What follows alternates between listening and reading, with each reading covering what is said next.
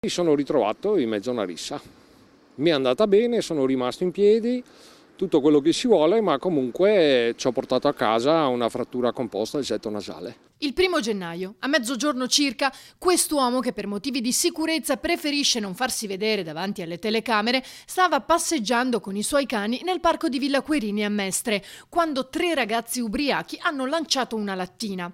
A quel punto lui, sapendo che poco distante c'erano parecchi bambini, ha chiesto al gruppo di comportarsi bene e di tutta risposta è stato picchiato. Un episodio che avviene a distanza di pochi giorni da altri. Prima una donna è stata strattonata e spintonata, poi a me è successo, fra l'altro non in una zona nascosta del parco, ma passando in mezzo agli scivoli per i bambini, che uno dei miei cani si è infilzato un polpastrello con un ago.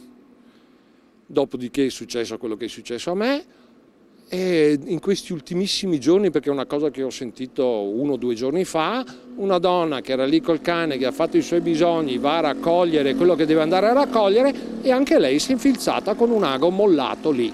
I residenti sono preoccupati e spaventati. Il timore è quello che dopo tutti gli sforzi fatti la situazione di pericolo e degrado all'interno del parco torni come prima. Anche fuori dal parco, nella zona davanti al tennis club, davanti al CONI, il ponticello che dà verso via Wolferrari, eccetera, c'è una compravendita continua, c'è un bucarsi continuo, c'è un siringhe mollate in giro continuo. Dopo, quando qualcuno va via di testa, dopo non gli si può neanche dire più di tanto, perché alla fine l'esasperazione porterà solo a cose ancora più negative. L'unica cosa che si può fare, secondo me, bisognerebbe pattugliare tanto, perché almeno sta gente, se si sente osservata, se gli si mette addosso un po' di pressione, è vero che tanto non cambiano vita, però magari vanno da un'altra parte.